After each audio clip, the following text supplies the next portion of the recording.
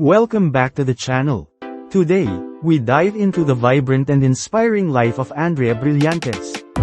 Beyond being an actress, endorser, influencer, and CEO, Andrea is a young woman who values her happiness, friendships, and personal growth. From traveling solo to writing songs, she shares her passions and the lessons she's learned along the way. Let's explore how Andrea lives her best life. Despite her packed schedule, Andrea prioritizes balance. She says, nasa early 20s pa lang ako, still wanna be young, still wanna enjoy my youth. So, tinatry ko mag-find ng time for my friends, sa community, sa church, sa sports. Andrea encourages solo travel, admitting, mahirap, nakakapagod, at nakakatakot. But I do it scared. I do it alone and scared. And I have fun while being scared. Her advice: travel in summer for lighter luggage, magaan, manipis.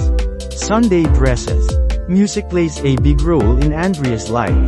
Her travels are inspired by songs like Billy Joel's Vienna, and she grew up listening to Taylor Swift and Parokya ni Edgar. She's even written over 20 songs, saying, "Will this be the year?